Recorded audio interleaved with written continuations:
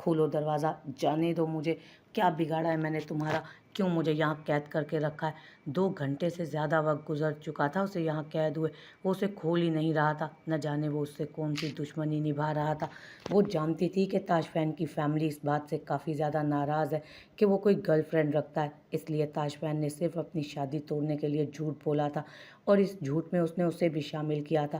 کل تک وہ صرف ایک مذاق تھا، لیکن آج وہ مذاق اس کے گلے پڑ گیا تھا۔ اسے کسی بھی طرح سے تاشفین سے رابطہ کرنا تھا، بعد میں نہ جانے یہ آدمی اسے کتنا ذلیل کرتا۔ ابھی تو وہ اندر نہ جانے کہاں چلا گیا تھا، لیکن وہ تاشفین کا بڑا بھائی تھا، یہ بات اسے آج پتہ چلی تھی، کیونکہ تاشفین نے کبھی اسے اپنے بڑے بھائی کے بارے میں کچھ نہیں بتایا تھا۔ یہ تو وہ جانتی تھی کہ اس کی فیملی پاکستان میں ہے، جبکہ اس کی مدر یہیں پر رہتی ہیں اور اپنی شادی شدہ زندگی میں وہ مصروف ہے۔ اس کا موبائل وہیں پر ٹرین پر گر گیا تھا، اور ورنہ وہ تاشفین سے رابطہ کر ہی لیتی کسی طرح، اور اسے اس کے بھائی کا کارنامہ سناتی۔ اس کے بعد تاشفین اس کا کیا حل کرتا یہ وہ خود بھی نہیں جانتی تھی، لیکن وہ تاشفین سے رابطہ کیسے کرے، سوچ سوچ کر پاگل ہو رہی تھی۔ یہ خالی کمرہ اسے کاٹنے کو دوڑ رہا تھا۔ آج آپ آفس نہیں جائیں گے؟ وہ پیچھے سے آتا اسے خود سے لگا گیا تو اس نے گھبرا کر سوال کیا تھا، تو مجھے آفس کیوں بھیجنا چاہتی ہو؟ تاکہ میرے جانے کے بعد اپنے اس قاتلانہ دل پر غور و فکر کر کے اسے اور خوبصورت بنا سکو؟ مجھے سمجھ نہیں آتا آپ کو اس دل سے اتنی نفرت کیوں ہے، یا وہ آپ کو یہ اچھا لگتا ہے؟ اس کے سینے پر ہاتھ رکھتے اس نے اسے دور کرنا چاہا، حالانکہ نظریں دوسری طرف چولہے پر رکھی اپنی چائے پر تھیں۔ تم سے یا تمہاری کسی بھی چیز سے میں نفرت نہیں کر سکتا، اور یہ تو تمہارے جسم کا حصہ ہے، اس سے نفرت کروں گا تو کہاں جاؤں گا؟ بس ڈر ہے کہ مجھے کہیں تم سے زیادہ اس سے محبت نہ ہو جائے۔ یہ میری راتوں کی نیند اڑانے لگا ہے، سکون نہیں لینے دیتا، فنا کر دوں گا اسے۔ دھمکی میں بے پناہ چاہت تھی۔ آپ آفس جائیے پلیز۔ اس نے ایک بار پھر سے پیچھے کی طرف دیکھتے التجا کی، جبکہ ہاتھ آگے بڑھا کر چولہا بند کیا تھا۔ اس چائے کے چکر میں تمہارا دھیان مجھ سے ہٹ رہا ہے، اور یقین مانو یہ چیز مجھے بہت بری لگتی ہے۔ اس نے اس کا چہرہ تھامتے سامنے کیا۔ اب تیار وہ کچھ بولنا چاہتی تھی جب وہ اسے چپ کرا گیا۔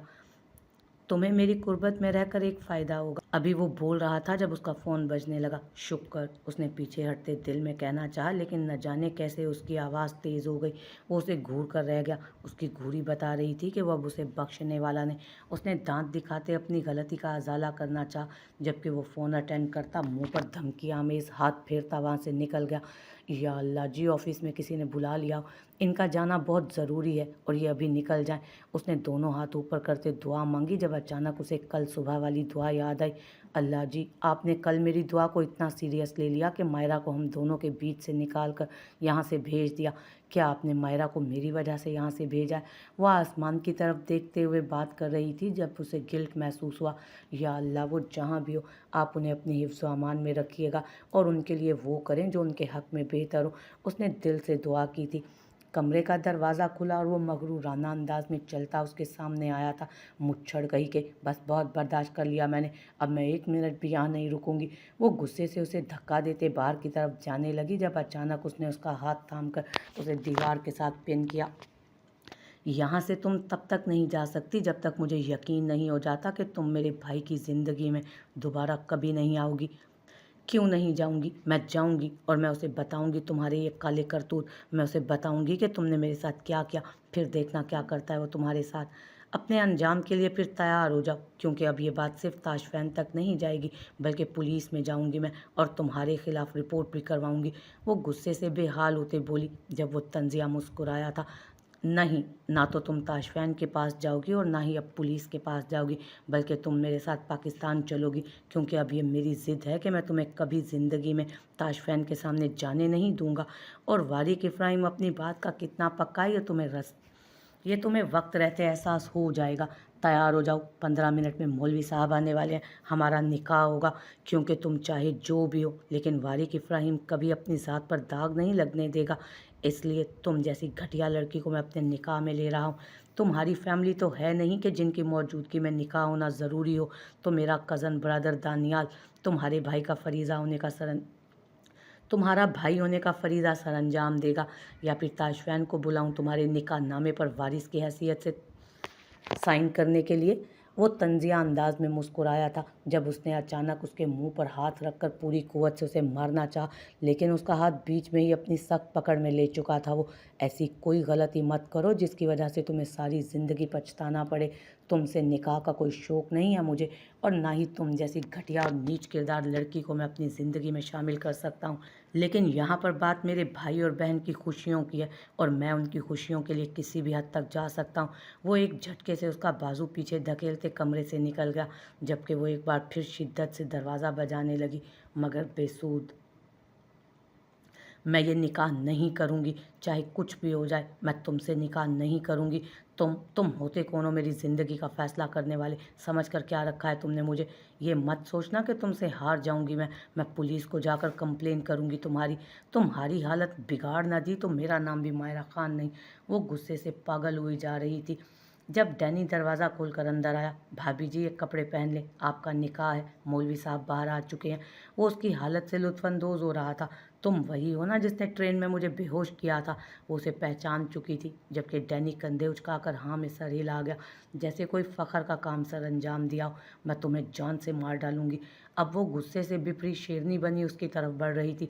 बाजी जी, कपड़े बदल लें, वरना मेरी जान का तो पता नहीं, आपकी जान मुश्किल में ज़रूर आ जाएगी। ये कपड़े पहनाकर वारिक भाई तुम्हें बाहर नहीं लेकर जाएंगे। अल्लाह अल्लाह, मैं तुम्हें इज्जत दे रहा हूँ जो मेरी बहन भाई का घर बर्बाद करने वाली थी। तुम्हें तरस नहीं आया उस मासूम लड़की पर? कितनी प्यारी है, हर किसी से प्यार करती है, हर किसी से कितने एहतराम से बात करती है, और तुम उनका घर बर्बाद करने वाली थी। उसे तनावुश का सोचकर उस लड़की पर और गुस्सा आया। शट अप यू इडियट, मैं कुछ भी नहीं करने वाली थी। ताशफैन के साथ मेरा कोई अफेयर नहीं। अगर यकीन ना आए तो फ़ोन करके पूछ लो उससे। देखो प्लीज़, मेरा यकीन करो, मेरा ताशफैन के साथ सिर्फ एक ही ताल्लुक़ है, और वो दोस्ती का है। ताशफैन ने ये झूठ कहा था ताकि उसे तनावुश को अपने साथ न लाना पड़े यहाँ, लेकिन वहाँ जाकर सब कुछ उल्टा हो गया। देखो प्लीज़, मेरी मदद करो। वो पागल आदमी सचमुच निकाह के चक्कर में पड़ गया है मुझसे। उसने अपने दिमाग पर जोर डालकर यही सोचा था कि वो हकीकत ही बता देगी। ताशफैन के साथ जो कुछ भी होता है, अगर वो कोई बेकार में लेकिन वो क्यों बेकार में अपनी ज़िंदगी बर्बाद करे, वो भी एक अनजान संकी आदमी के साथ। उस आदमी को अपने शोहर के रूप में सोचते ही उसे चक्कर आ रहे थे। ये ताशफैन के भाई थे। अगर इन लोगों ने ताशफैन को नहीं छोड़ा था तो भी वो गैर थी, उसकी ज़िंदगी अजीरन हो जानी थी। क्या मतलब है तुम्हारा? क्या तुम्हारा भाई के साथ अफेयर नहीं चल रहा? वो एक लम्हे को रुक कर उसे पूछने लगा। मायरा ने फ़ौरन नफ़ी में सर हिलाया। कसम ले लो, मेरा कोई अफेयर नहीं है, हम सिर्फ़ और सिर्फ अच्छे दोस्त हैं। वो बस एक मजाक था ताकि ताशफैन तनावुश को तलाक देकर अपनी ज़िंदगी में आगे बढ़ जाए। उसने सच बयान किया। अगर ऐसी बात है तो तुम ताशफैन के घर पर क्यों रह रही हो? वो सीने पर हाथ बांध कर सवाल करने लगा। क्योंकि वो मेरी वार्डन ने मुझे हॉस्टल से निकाल दिया था। तुम्हें क्या लगता है ताशफैन की बीवी उसकी गर्लफ्रेंड को घर के अंदर आने देगी? यार, मैं जानती हूँ तनावुश बहुत मासूम है। बेशक वो ताशफैन की गर्लफ्रेंड की भी खिदमतें करने में लग जाएगी, लेकिन मैं उसकी गर्लफ्रेंड नहीं हूँ। यार, मैं सिर्फ उसकी दोस्त हूँ। मेरा और उसका ताल्लुक सिर्फ दोस्ती का है। प्लीज़ मेरी बात का यकीन करो। वो हाथ बांधते हुए बोली। अगर मैं तुम पर यकीन कर लूँ तो भी तुम कभी भी भाई से मिलने नहीं जाओगी, वो जैसे उसे उम्मीद दे रहा था। अरे यार, मेरी इस मुच्छड़ से जान छुड़वा दो, मैं कभी ज़िंदगी में तुम्हारे भाई की शक्ल ना देखूंगी। उसने जज्बाती होकर कहा। ठीक है, मैं करता हूँ कुछ। वो कहकर कमरे से बाहर निकल गया, जबकि वो एक उम्मीद के साथ उसे जाते हुए देख रही थी। आप सच में आज काम पर नहीं जाने वाले? वो नाश्ता बनाकर टेबल पर रखती उसे बुलाने कमरे में आए। वो अब तक शर्ट के बिना लेटा बेड पर फ़ोन में मसरूफ़ था। हाँ, मैं सचमुच आज काम पर नहीं जा रहा, क्योंकि आज संडे है, और इत्तेफाक से संडे को मुझे भी छुट्टी हुआ करेगी। वो प्यार से उसकी बात का जवाब देता उठ खड़ा हुआ था। चलें, अच्छी बात है, संडे है, आपको भी रेस्ट करने का मौका मिल जाएगा। आप नाश्ता कर लें और इसके बाद आराम से सो जाएं। वो दांत दिखाते उसे पूरे दिन की रूटीन बताती थी। इतनी खूबसूरत बीवी होते हुए कौन कमबख्त सोएगा? वो उसके करीब आते हुए बोला। दानियाल बाहर आया तो कोई 8-9 लोग बैठे थे। ये सब लोग आज उसके निकाह के गवाह के तौर पर यहाँ आए थे। उसने इशारे से वारिक को बाहर बुलाया। वो सब लोगों से एक्सक्यूज़ करते एक तरफ आकर उनकी बात सुनने लगा। भाई, मुझे लगता है हमें गलत फहमी हुई है। इस लड़की का ताशफैन भाई के साथ कोई अफेयर नहीं, बल्कि ये सिर्फ़ और सिर्फ उनकी दोस्त है, और कह रही है कि अगर उसे यहाँ से जाने दिया जाए तो वो कभी ताशफैन भाई से नहीं मिलेगी। मेरे ख़्याल में आपको भी ज़रूरत नहीं इस फ़ज़ूल लड़की को अपनी ज़िंदगी में दाखिल करने का, रिस्क लेने की। दफ़ा करें इसे। मुझे नहीं लगता ये ताशफैन भाई से मिलेगी। ये अभी बहुत ज़्यादा खौफज़दा हो चुकी है। इसका कोई अफेयर भी नहीं है। हमें गलतफ़हमी हुई है। डैनी ने उसे समझाते हुए कहा, जबकि वो उसकी बातों पर मुस्कुरा रहा था। इतनी जल्दी उसने तुम्हें शीशे में उतार लिया? दानियाल, तुम सचमुच बच्चे हो। तुम्हें लगता है ये लड़की सच बोल रही है? तुम इसकी किसी भी बात पर यकीन कैसे कर सकते हो? उसने कह दिया कि वो ताशफैन की गर्लफ्रेंड नहीं, और तुमने मान लिया। हुए ना तुम बेवकूफ़। झूठ बोल रही है ये लड़की यहाँ से जाने के लिए, और यहाँ से तो मैं इसे जाने नहीं दूंगा। अब तो ये पाकिस्तान ही जाएगी मेरे साथ। वो उसे देखते हुए बोला। तो डैनी ने कुछ कहना चाहा, जब मौलवी साहब उनके पास आकर रुके। जनाब, निकाह की रस्म अदा कीजिए, मुझे एक और जगह भी निकाह पढ़वाने जाना है। मौलवी साहब के अल्फाज पर वो हाँ में सर हिलाकर खुद मायरा वाले कमरे की तरफ जाने लगा, जबकि डैनी मेहमानों वाले कमरे में आ गया। तुमने लेना क्या था लड़की, बताओ मुझे। वो तकरीबन आधे घंटे से कभी इधर और कभी उधर हो रहे थे। उसने सिर्फ चंद एक सब्जियों के अलावा कुछ नहीं खरीदा था। बहुत कुछ खरीदना था। घर का सामान खत्म हो रहा था तो वही सब लेना था। उसने कोशिश तो बहुत की थी कोई बहाना बनाने के लिए, लेकिन वक्त पर कुछ जहन में नहीं आ रहा था। ये सारा सामान जो तुमने खरीदा है ना, वो मैं परसों शाम को लेकर आया था। उसने याद करवाया। हाँ, वो ख़त्म हो गया। उसने यकीन दिलाने वाले अंदाज में कहा। बड़ी जल्दी ख़त्म हो गया? तुमने मुझे बताया क्यों नहीं? वो घूरते हुए बोला। झूठ बोलते उसके माथे पर पसीना आ जाता था, और यहाँ तो वो उसकी चोरी भी पकड़ चुका था। अभी आते हुए तो उसने सारा सामान चेक किया था। मैं झूठ बोल रही हूँ। उसने होंठ लटका कर इतराफ़े जुर्म किया। मुझे पता है, वो सर हिलाकर बोला। वरना मेरा दिल कर रहा था घूमने फिरने को वो ना मेरा दिल कर रहा था घूमने फिरने को। उसने प्यारी सी मुस्कान के साथ कहा, और वो यहीं पिघल गया। हाँ, तो तुम्हारा घूमने फिरने को दिल कर रहा था तो हम दोनों खूब घूम फिर कर शाम को घर वापस जाएंगे। लेकिन ये जो इतने दांत निकाल रही हो ना, बंद करो प्लीज़। ये डिम्पल्स तो मुझे रात को दिखा सकती हो, इनाम दूंगा तुम्हें। वो उसे टोकते बोला तो उसने मुंह बना लिया। क्या मतलब, अब मैं हंस भी नहीं सकती क्या? वो रूहान सी हुई। यार, तुम्हारे ये दिलकश डिम्पल्स देख कर ना हर कोई तुम्हारे चेहरे की तरफ देखेगा, और फिर मुझे जलन होगी। वो उसकी बात काटते बोला, जिस पर उसने आंखों को हल्की सी जुम्बिश दी। बहुत जालिम इंसान है आप मेरी हंसी पर भी पाबंदियाँ लगाते हैं। वो मुंह लटकाए बोली। उसके मासूमाना नखरे उसके दिल के सारे तार छेड़ चुके थे। अच्छा ठीक है यार, हंसो, जितना हंसना चाहती हो हंसो। उसने खुली इजाज़त दी थी। लोग देखेंगे तो? सवालिया अंदाज में उसने पूछा। लोग देखेंगे तो तुम्हारा शोहर लोगों को देख लेगा। वो अपने कसरती बाजू के फूले हुए डोले पर इशारा करते बोला तो उसे हंसी आ गई, जबकि वो उसकी हंसी को निसार होने वाले अंदाज में देखता।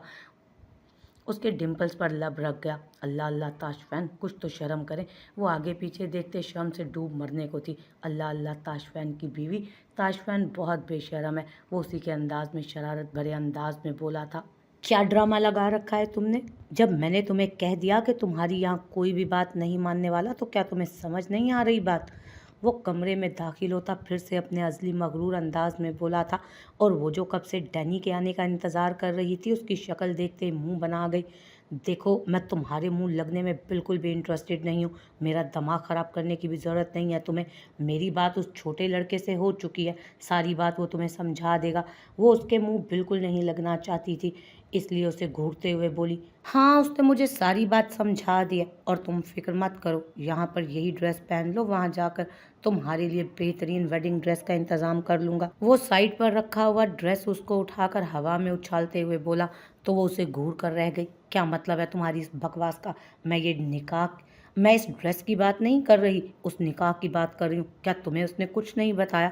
वो हैरान सी उसे देखने लगी। जिस तरह से वो छोटा वाला लड़का यहाँ से निकला था, उसे यकीन था वो उसे पूरी बात समझा चुका होगा।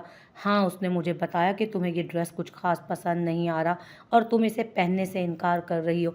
तो मैं तुम्हें ये बताने के लिए आया हूँ कि तुम्हें शादी के जोड़े के लिए ज़्यादा टेंशन लेने की ज़रूरत नहीं। अगर तुम्हें तुम्हारा दूल्हा ही तुम्हारी पसंद का नहीं मिल रहा, तो शादी का जोड़ा अपनी पसंद का पहन कर क्या करोगी? उसके चेहरे पर बहुत सख्ती थी। वो समझ नहीं पा रही थी वो मजाक कर रहा है या सीरियस है। ये निकाह सिर्फ और सिर्फ एक फॉर्मेलिटी है। तुम्हें ज़्यादा गहराई में जाने की ज़रूरत नहीं, और ना ही मैं तुम्हारे ये नखरे उठाने का कोई इरादा रखता हूँ। ये निकाह सिर्फ कुछ वक्त के लिए है। जब मुझे यकीन हो जाएगा कि तुम मेरे भाई की ज़िंदगी की तरफ दोबारा रुख नहीं करोगी, मैं खुद ही तुम्हें तलाक देकर अपनी ज़िंदगी से दफ़ा कर दूंगा कहीं। सारी ज़िंदगी का ये तोप मैं अपने गले में लटकाने वाला भी नहीं हूँ। इसीलिए तुम्हारे हक में बेहतर यही होगा कि इन कपड़ों को पहन लो, क्योंकि तुम्हारी इस बेहुदा ड्रेसिंग में मैं तुम्हें बाहर मौलवी साहब और बाकी लोगों के सामने नहीं ले जा सकता। सो चेंज करो ये कपड़े, वरना वरना क्या करोगे तुम? वो गुस्से से उसके रूबरू खड़ी उससे पूछ रही थी, जब अचानक उसने अपनी जेब से गन निकालते उसके माथे पर रख दी। वो हैरत और बेयकीनी से पूरी आंखें खोले उसे देख रही थी। वरना ये कि अगर तुमने एक भी और लफ्ज़ बकवास की ना, तो वरना करने के लायक भी नहीं रहोगी। वो उसके माथे पर पिस्तौल रखते हुए उसे डरा रहा था, और यहीं मायरा की बोलती बंद हो गई थी। कुछ और कहना पसंद करोगी तुम? वो बंदूक उसके माथे पर रखते हुए मुस्कुरा कर बोला। अंदाज बहुत दिलकश था उस साइको का, लेकिन मायरा को उससे नफरत महसूस हो रही थी, जबकि खौफ से वो कुछ बोल ही नहीं पाई थी।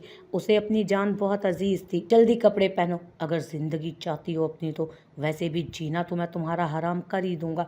तुम्हारे लिए यही बेहतर है कि अभी मर जाओ मेरे हाथों से। वो बहुत सुकून से बात कर रहा था, जैसे कोई डील कर रहा उसके साथ। पहनती हूँ कपड़े, उसने अटकती हुई सांस को छोड़ते हुए कहा था। उसने अटकी हुई सांस के साथ कहा तो वो हाँ में सर हिलाता बाहर जाने लगा, जब अचानक पैरों के बल मुड़ते वापस आया और पिस्तौल उसकी तरफ की, जिसे देखती उसकी सांसें फिर से रुकी थी। कोई होशियारी मत करना। ये जो बाहर लोग हमारे निकाह में शामिल हुए हैं ना गवाह के तौर पर, वो सब लोग मेरे बॉडीगार्ड्स और मुलाजिम हैं, और वो मौलवी जो यहाँ मैं लेकर आया हूँ ना, तो तुम्हारी कोई भी होशियारी उनके सामने नहीं चलने वाली। तो अपने दिमाग को ज़्यादा इस्तेमाल मत करना। कबूल है बोलकर निकाहनामे पर साइन कर देना, काम हो जाएगा तुम्हारा। वरना तुम जानती हो कि वो एक बार फिर से बंदूक उसके सर पर रखते बोला, जब जान पर बनती है तो सारी अकड़ सारे कसबल निकल जाते हैं। कुछ ऐसा ही हाल उस वक्त मायरा का भी था। उसने किसी रोबोट की तरह हाँ में सर हिलाया, जबकि वो कमरे से बाहर निकल गया।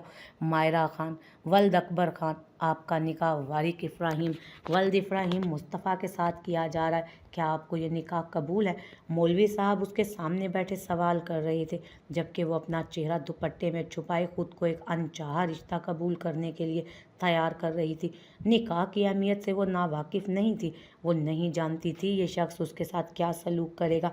वो इस निकाह में अपनी रजामंदी शामिल ना करके खुद को खुदा की नज़र में गुनाहगार नहीं कर सकती थी, लेकिन वो उस आदमी का साथ कैसे कबूल कर सकती थी जिसे वो ठीक से जानती भी ना थी। वो काफ़ी देर उसके जवाब का इंतज़ार करता रहा। जब वो कुछ ना बोली तो उसने अपनी टांग ज़रा सी उसकी टांग पर मारी थी। कबूल है। उसने अब महसूस किया कि उसके साथ वही शख्स बैठा था, जबकि दूसरी तरफ डैनी बैठा था, जैसे वो भाग जाएगी। फिर से सवाल किया गया। इस दफ़ा भी उसका जवाब यही था। इनकार वो कर नहीं सकती थी, क्योंकि उसे अपनी जान बहुत अजीज़ थी। वो अपने दिल में एक लम्हे के लिए उस सिचुएशन को भुलाकर दिल से उस निकाह को कबूल कर रही थी। कहते हैं कि निकाह के वक्त जो भी दुआ मांगी जाए अल्लाह ताला उसे कबूल करते हैं। या अल्लाह पाक, मैंने आपकी रज़ा के लिए इस निकाह को कबूल कर लिया है, सिर्फ इस आज़म के साथ, मैं इस आदमी का साथ सारी ज़िंदगी नहीं, बल्कि सारी ज़िंदगी नहीं, जब तक मैं इसके निकाह में रहूँगी इसे सुकून का सांस नहीं लेने दूँगी। ये निकाह तुमने मुझसे मेरी ज़िंदगी हराम करने के लिए लिया है ना? ये निकाह तुमने मुझसे मेरी ज़िंदगी हराम करने के लिए किया है ना? अगर मैंने तुम्हारी ज़िंदगी हराम ना कर दी तो मेरा नाम भी मायरा नहीं। निकाह कबूल करते वो अपनी सोचों में मसरूफ़ थी, जब मुबारकबादों का सिलसिला शुरू हुआ। मुबारक हो वारिक साहब, अब से ये बच्ची आपकी इस दवाजियत में आ चुकी है। अल्लाह आप दोनों का साथ नेक करे। अब मुझे इजाज़त दीजिए। वो उठते हुए बोले तो वो भी उनके साथ ही उठ खड़ा हुआ। बल्कि सारे लोग ही उठ गए थे, सिर्फ वही बैठी हुई थी, जैसे यहाँ से ना उठने का इरादा कर लिया। वारिक ने एक नज़र मुड़कर उसे देखा। उस वक्त सादा से सूट पर भारी दुपट्टा लिए वो बैठी थी। जिस तरह का लिबास उसने ज़ेब तन कर रखा था, उसके साथ तो वो उसे अपने निकाह में शामिल नहीं कर सकता था, और ना ही वो अपनी होने वाली बीवी को उस घटिया लिबास में अपने मुलाजमों और बाकी लोगों के बीच ला सकता था। उसने किसी को कुछ नहीं बताया था, बस यही कहा था कि उसे लड़की पसंद आ गई है और अभी इसी वक्त वो निकाह करना चाहता है। इस लड़की को बता दो जाकर कि हम थोड़ी देर में पाकिस्तान के लिए निकलने वाले हैं। वो कहकर चला गया, जबकि दानियाल हाँ में सर हिलाता उसकी तरफ आया। इससे बेहतर था कि हम बाइक साथ लेकर आते। अब देख रही हो ना, पैदल चलने की जिद का नतीजा, कितने दूर तक पैदल चलकर जाना पड़ रहा है। वो उसके साथ चलते हुए बोल रहा था। हाँ, तो पैदल चलने में अपना ही मज़ा है ना। हर वक्त मोटरसाइकिल पर सवार रहकर पता नहीं आपको कौन सा सुकून मिलता है। बल्कि मुझे तो लगता है आप सिर्फ मुझे डराने के लिए मोटर बाइक पर लेकर जाते हो। आपको पता है ताशफैन, मैं कभी ज़िंदगी में बाइक पर नहीं बैठी हूँ। वारिक भाई मुझे अक्सर ऑफ़र करते थे बाइक पर बैठने की, लेकिन मैं हमेशा इनकार कर देती थी। और अहमद ने मुझे ज़बरदस्ती बिठाने की कोशिश की और ताया अब्बू से डांट भी खाई थी। मैं तो बाइक पर बिल्कुल भी सफ़र नहीं कर सकती, हमेशा ताया अब्बू या वारिक भाई के साथ गाड़ी पर ही जाती हूँ। हाँ जानू, तुम्हारे ताया अब्बू की तरह लंबी लंबी गाड़ियाँ तो हैं नहीं मेरे पास, इसीलिए सवारी के तौर पर सिर्फ बाइक ही है जिस पर तुम्हें गुजारा करना होगा। वो उसकी बात काटते हुए बोला। यकीनन ताया अब्बू और उनकी फैमिली की बातें उसे बिल्कुल पसंद नहीं आ रही थी। वो सब कुछ भी तो आपका ही है ना, ताया अब्बू की हर चीज़ में हम सबसे ज़्यादा हक आपका है। उसने उसका दिल उनकी तरफ से साफ करना चाहा था। हाँ डार्लिंग, जो हक है वो तो लेने वाला हूँ मैं उनसे। पहले हक मांगा था तो उन्होंने तुमसे शादी की शर्त रख दी। हालांकि उन्हें मेरा सब कुछ मुझे यूं ही दे देना चाहिए था, लेकिन फिर मैं सोचता हूँ कि ये भी उनका एहसान है। अगर वो ये शर्त ना रखते तो तुम मेरे पास कैसे आती? सिर्फ इसी बात पर वो मुझे पसंद है कि उनकी शर्त की वजह से मुझे तुम मिली हो, वरना वहाँ मुझे कोई भी अच्छा नहीं लगता। वो उसके कंधे पर हाथ रखते हुए उसे अपने करीब कर चुका था जब अचानक कुछ अंग्रेज़ उनके करीब से गुजरने लगे। उसने लम्हे की ताखीर ना करते उसे अपनी दूसरी साइड पर कर लिया। उसका ये अमल इतना बेसाख्ता था, वो एकदम से घबरा कर दूसरी तरफ हुई थी। वो 4 से 5 अंग्रेज़ एक दूसरे के साथ जुड़कर ऐसे चल रहे थे कि जैसे कभी अलग ही नहीं होंगे। अगर वो उस तरफ ना करता तो उससे ज़रूर टकरा जाते। उसके सीने पर हाथ रखती वो बेसाख्ता मुस्कुरा दी। उसका साथ बहुत था उसके लिए, वो खुदा से उसके अलावा और कुछ नहीं मांगती थी।